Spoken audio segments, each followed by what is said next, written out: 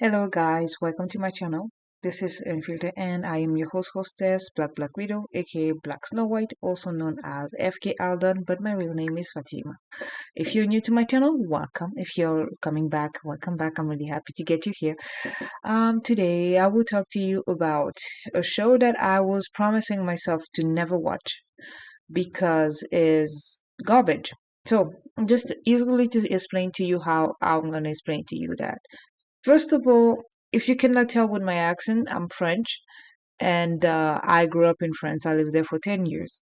So when I watched that show on Netflix, I got pissed. Even before watching it, I wasn't really much into watching it. Um, what happened is just that for the moment before it came out, it was like promoting a lot onto my timeline on Netflix and say that, oh yeah, you should watch it, you should watch it. And the show that I want to talk about is Emily in fucking Paris. Where to start? I decide so I know that I'm very late on jumping on the wagon of this one, but I decided to watch this show. Well, the first episode at least, not long ago, and just it it just didn't really get me angry like from the beginning because first of all, when we are introduced to the main character, it doesn't make a lot of sense that she have to end up to be in Paris because uh, the job was actually made for her manager, her boss first to go there because she prepared herself. She was ready to go there. And then she find out that she's pregnant. And even though when she find out that she's pregnant, I mean, the boss find out that she's pregnant, Emily find a way to be rude to her in her back. It's already kind of like saying her character is an asshole, even before being in France, because she kind of being insulting by saying that her boss is too old to have a baby, which is very rude, first of all. And second, yes, some woman can just wait a little bit later on in life to actually build a family. And it just happened that her boss had it. Instead of having someone else who will have more experience, who are more prepared to go to Paris and do the job as it was required, she was the one getting the job because why not? And even before accepting, well, no, she accepted without consulting her boyfriend, which is kind of strange. I understand that, yes, some women are more focused on their career, but when there's an opportunity, regardless if it's a promotion or especially a promotion that asks you to move away from the city that you're from, you have a conversation with your person. So from the get go, you kind of like have a tone that she is not likable. I don't know how they were able to say that her character was likable. And after that, she just announced to her boyfriend that she's gonna move to across the world. So that's like kind of like, oh, they were there. We can do long distance. You can come visit me. She made the decision for him already without having that conversation prior, and or maybe take the time to think about it. Even though it was a couple days away, she still could have been like, you know what, I need to talk about it with my partner, something like that. Even though you're not married, it's okay. But she did not. She just decided to just go with the flow and just and you know, it's Paris, it's romantic, all that kind of thing. And at the same time, she decided to be an influencer. Another thing that I noticed about her, knowing that I also watch other YouTube reviews and also this talk conversation about it, I noticed that because it's created by the guy who did Sex and the City and all that, they try. I feel like they were trying to bring the Sex and the City situation or personality or quirkiness into their show, but it wasn't working well because it's trash. Okay, this show is extremely trash. Is bad. It's not great. I'm sorry to say that, but it's not great. I'm just really sorry for all the French actors that have to work in there. And let's just face it, this character is not likable. Netflix is able to give you great shows like Stranger Things, Bounding. That's one of my favorite. They have a lot of other great shows, but I don't understand why they kind of greenlight this thing because there's no really story about it. There's no plot. There's no character development. Even in the first episode, you kind of like stuck with this character. That's where I stopped because I was being enraged and be very angry.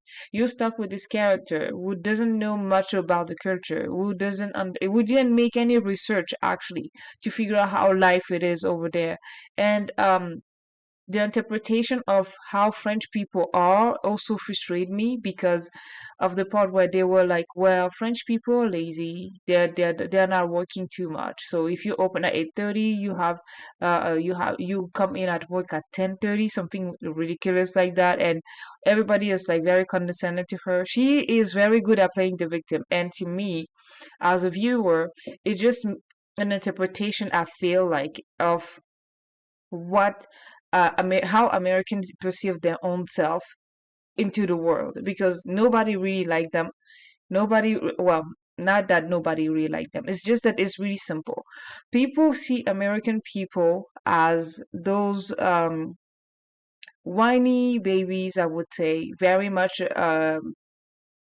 cocky, and also asshole think that you know better or that your way is the best way. That's always that way to think because even the part where the French guy go to her and say well, one of her colleagues go to her and say, well, you are intimidating to us because you work so hard, you have so avant-gardist ideas. And like, no, it's not the case at all. It's just the kind of like belittled French people. And to me, when I was watching that as someone who have been an immigrant for my whole life, I couldn't I couldn't just figure out how she interpret that. How we supposed to have sympathy for her because I have no sympathy for her. Like really, that that's the type of girl that when you see those tourists coming and want to kind of educate you on your own culture, you want to punch them in the face. That's the reaction that I have for Emily in Paris. I'm talking about her character because Lily Collins, she's an actress. She's just doing what she needs to do, but also she's a producer of the show, which is. And also, there's something that I think another YouTuber actually pointed out that I feel it was really interesting to look at her fashion decision because how she dressed. We know that the fashion consultant or designer, no, not designer, but the one who would just be taking care of the costume and all the dresses come from Sex and the City too. So of course, the influence of that would mark there, but there's no personality, especially for someone who works in a PR company. She would not be. She doesn't show how much she is that much into fashion. I really like that video because she was taking like notes of comparing actually Emily and the character from The Devil Wear Prada, Andy, where she is more, I would say you understand her fashion evolution with the job that she's taking because she doesn't understanding so she adapt, but Emily we don't understand. She have those crazy fashion statement even though she say that she's come from a very regular and kind of like everyday normal girl from Illinois or something like that. But when you look at the way she dressed, you think that, oh, maybe she worked for Vogue or something like that, like a big editorial where you have to stand out with your clothing. I understand that some people, even though you can still go to thrift shop and dress up in a certain way, but those high quality of dress, like big designer, where you look totally out of place, very much out there, is just a kind of like a misinterpretation of how Parisian are because they also wear regular clothes. They have regular shopping malls and all that. Well, not shopping malls, but they have regular shops that they can go and wear the clothes. They don't need to be out like out of the fashion like what happened to the runway 2 weeks ago. That's the that's the very much limited to people who are working into a certain industry. But as someone working in PR, even the office will kind of like, okay, this is kind of a fantasy of how everything looked like in France, which is ridiculous and it's not great. It's degrading and insulting to see that girl coming in and we supposed to have sympathy for her and say that, oh, she new to the country or that. She didn't do any fucking research, okay? She didn't do any research. She didn't try to learn the language, understand the culture, how people are behaving. And I don't like the fact that they were just saying that, yeah, French people are mean and all that. This is it's a bad stereotype. Actually, this show is just thriving onto a stereotype, a negative one of French people. I'm not a big fan of people from Paris. Trust me. I am not a big fan of them, but they're still human. It's not because 1% are dickhead that means that the 99.9% will be also the same. There's a lot of nice people out there, but we, when I say we, I would say me as a French person, also someone who have traveled a lot. I would appreciate if someone come into my home, understand how the rule work and respect that and try to learn from that instead of trying to impose and be like, what are you shouting? That, like, that part was supposed to be funny, or have the reaction of the person taking care of that marketing part is so upset that she doesn't speak French that every time she's there she leaves the room. She literally leaves the room, which is ridiculous, first of all. And by the way, like it's not natural for French people to just speak English on the queue. And that's the thing also I noticed on this show. She always stumbled to people who appear to speak English. Her hot neighbor, the first time she met him, he speak English. I'm like, how would you know? No, the logic it will be for you to speak in French and be like, what do you want? Who are you? Kind of like, do you look American? Oh no, this is ridiculous. She is just very lucky. She doesn't learn anything. She's not trying to change herself. And to me, it's an interpretation how America see themselves when they're outside. This is kind of like, I would not say it's a homage to French culture or love letter or just trying to make fun of an American, but this is just like an interpretation of how American people perceive themselves from outside. Or maybe they're realizing that this is actually how the world see you. And it's true, you are very obnoxious. You think that everybody should speak English when you show somewhere, and you wanted to go with a stereotype, to put a whole population under a stereotype just because you had just one experience. So maybe you don't have any experience because you watch everything on movies and expect that it will be that. So that show frustrated me on that level as well, and also how it was very much bluntly insulting to French, and also just go with those stereotype and the fact that she is just rolling with it. She is the victim in this. She's not the bad guy, right? Right? But I didn't enjoy the show. It pissed me off. I was also surprised to see that everyone working in there was mainly American people. I mean, when I say working in there, as people writing the show, um, they're American. They're not French people.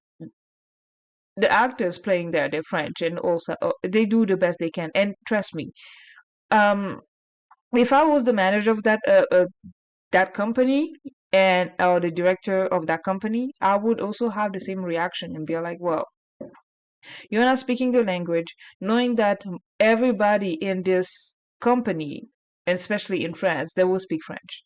It Have a second language is not a requirement. It's something optional. If you are able to speak a little bit of English, it's a bonus, but it's not going to be seen as something outstanding that everybody has to speak the language. When you get hired for, regardless of the company in France, unless you're not dealing with people a different market like the UK, the US, or the speaking English speaking countries, is not required. It will be the same thing and say that, oh yeah, because you're in France and your neighbors is German, you have to speak German, which is not always the case. You learn how to speak German because you want to go work there. But if you wanted to work in France, you will still speak French, which makes sense. It's not like you guys. I'm going to take an example with Mexico. Your neighbors with Mexico, but people working in Nebraska don't speak Spanish when they are at work. No. So why would you expect that a Spanish person coming to your company have to impose you how you have to communicate with them and not making any research? If it was the other way around, people would just say that the main character is an asshole, especially if she was French, because Americans love to shit on French people because there's this stigma. I would say also the history where you just have to hate us just because we say that we're culture. French people are very our culture. That's true. They're very proud of their culture. That's normal. You're also very proud of your own. You're proud of saying that you carry guns everywhere. And it's not it sounds like I'm cheating on Americans, but it's not. I am your neighbor. I'm Canadian, so. But what I want to say is just that understand if the stereotype was played on the other way around, that there will be a show created by French people. They will come film here in America, but in the behind the scene, the producer, the writer is not American, and they would say, "Well, we're gonna go to Chicago and think that everywhere there's like some people who have like the worst stereotype of American. Everybody's obese." Let's just say that. That's also part of the stereotype. They're obese, they all carry guns, and there's still segregation with race, and all black people are just ghetto, this kind of thing. If they were coming with this idea, you will be upset and also feel insulted. The part that also really much for me was a punch in the guts. It was the Golden Globes nomination for that stuff show, and I May Destroy You didn't have shit. I mean that. Michaela Cole, I love you so much. You are an amazing, amazing creator. You are doing something so transcending that people don't understand you yet. I feel like it. I May Destroy You was something deep, well written, well played, well put together. It's a show that makes fucking sense. I don't understand why it was so ignored to put just a priority, a shitty show that is making have been trashed so many times. It just to show one thing. It's just clearly one thing. It's just the saying that the Golden Globes are what do you call it? Corrupt. Yeah, but also nobody cares anymore. Those shows, those award shows, we don't care anymore. And you know what? It's kind of like okay because we we will still cherish like the good show that we watch. I will still cherish I May Destroy You. Emily in Paris, I hope there would not be anything else, but I think that they already have like a second season coming in. Netflix, please get back to great shows like Sense8. Those were like wonderful shows, and unfortunately, they got canceled because it was too complex. Something that is too light like this, I get that you wanted to do something maybe light, a little bit different, but you have to be sensitive as well about people culture and also not insulting an entire country by doing it. That's just my honest opinion. Emily in Paris is not a show that I will recommend to anyone if they want to know a little bit more about French culture. There's if you have access to a Netflix like Canadian Netflix, which is great, they also have very good French show on that you can either have it as subtitle or dub. But I think it's better to have it subtitle so then you can still learn the language and hear the intonation how people speak because everywhere in France is not always the same way that people talk. It's a good way to learn. You can also check those things on YouTube. There are amazing things out there that you can still watch and learn about the culture without being insulting. Something that is more enjoying than anything. I'm not trying to just no. It sounds like I'm just saying that I'm not trying to shit on that, but I am actually. Emily in Paris is not a show that is supposed to. Don't take that face value because that's the fantasy world of an influencer. I feel like it's the fantasy world of an influencer going to one specific spot of Paris and want to make you believe this is actually how it is. And also her clothes. I mean, come on. Yes, they're beautiful, they're very interesting, but not for her. It's not something that it would suit her. And I am also really much into fashion. How come someone would do this kind of job and this influencer have a chambre de bonne, is able to have Louboutin on her feet? I don't know. And the way she dressed, first of all, she's not even respecting a lot of dress code to go to work in France because yeah, they also do have a dress code over there where you have to have a certain length for your skirt if you wear some. What she's wearing is not respecting a lot of protocol because of she wearing mini skirts.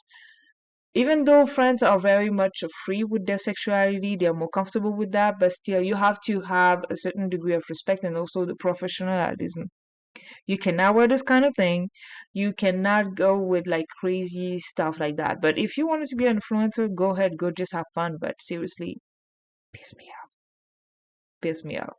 Emily in Paris is not a good show. It's not a good show. And the stereotype about the fact that, yeah, every French people cheat on their partner and they're fine with that. No, they're not. But it's true that the way that people thinks about cheating or any relationship that is not working well for them, they will just be able to say or accept it. It's not that they will embrace and say, "Oh yeah, he go see his mistress. I'm home. I now go see my lover." This kind of thing. It's not like that at all. People have the well, people, especially American, they're just to think that, oh yeah, it's a debauchery. People just fuck everybody, which is not the case. And also the smoking thing. Um, that's the thing that the show got super wrong about France because you cannot smoke in too close space. You cannot smoke in what they would call public space where you share with other people. The law was passed since 2006, I believe, or maybe before that, where it is forbidden to smoke indoors and any in offices is forbidden, in restaurants is forbidden. You have a specific section that you can go smoke it, but it's like very much out of the way. So when they put that, they still get like the 1950s or early 90s where people were smoking everywhere in France. They stopped to do that. Either it was 2006 or 2001 that they started to push that law. And I was just like, well, you know what? That's ridiculous. That part where, yeah, she's in the office, they go and they just smoke. And by the way, the boss of the company, I didn't like the fact that they would just like do their reaction where, oh yeah, you have to give the bees like the kiss on the cheeks or all that. That's called la bise.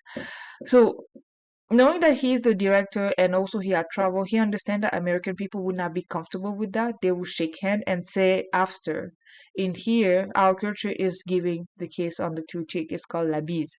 Some places in France they do that, they give you four, other three, other two, but the most common one is two on the cheek, just like that. Yeah, some people can be a little bit perverse and wanted to get close to your lips, but usually it's on the cheek. It's just to say hi. It's oh, but when if you don't know someone, you don't do that. That's the thing too. They have to understand. That's the part I was like, wait a second, what the hell? If you don't know the person, you don't give them la bise. You don't. You will say hi, nice to meet you. And after that, if they feel comfortable to it, they will show you the gesture for that. But usually French people would not force you to do the bise, especially when they know you're American. They will not, they know that culturally you're not there yet. And also the bise is more like for my friends. It's like when you go, you shake and then you give a hug to someone. That's the same thing. We give the bise. That was one of the part I want to talk about. And that au pair, that Asian girl that became her friend. I'm sorry, I don't remember her name because I just watched the first episode. Um, and I don't want to watch further than that. I just, it just get me another video that I watched that actually was like pointing out the critic right that they have racist stuff said by an Asian person, so then it doesn't pass as racist but more funny. But it was written by white people. So if you see any minority saying something racist in a movie or show, and then you look the checklist and all that is written by white people, is just a racist making a translation behind his puppet. That's how I would call it. Because why would she say that? She's someone from Shanghai, I think, something like that, and she came to France because she wanted to learn the culture and all that and the language.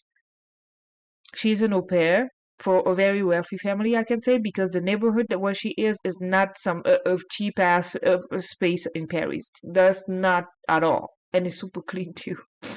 Um, it seems like over there the situation is great. Where she have her chambre de bonne is like she almost have um a place set onto what I would call Rue Saint-Honoré, like very luxurious place. And that's where she have her chambre de bonne. I feel like it's kind of weird. And also, of course, the part I didn't like is just when she thought that the realtor agent was trying to flirt with her, which was not actually the case. The guy was probably trying to be polite because when you bring you in the country, you know nobody. The first person that you have contact with, if that person is the person that you have contact with, they would try to be nice and try to maybe educate you and be all that. But she jumped to the gun, and also, yeah, they give us the impression that he's flirting with her and be like, she is so hot, I need to, try it out. And French people are flirts. Like for the first 5 seconds, that's not possible. It's ridiculous.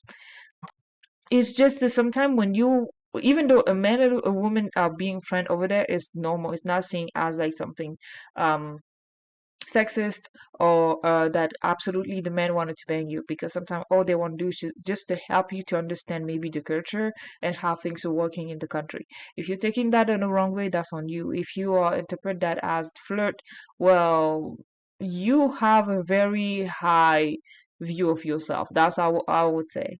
So that was my thought on Emily in Paris. Let me know what you thought about it, if you have watched the show or if you did not, or you're not bothered. If you want me to talk to you or about a little bit more about French culture, I can do that. Because like I told you, I lived there for a decade, so I pretty know well. And if anything else, you just let me know. And in the meantime, thank you for watching. I will see you next time. Au revoir.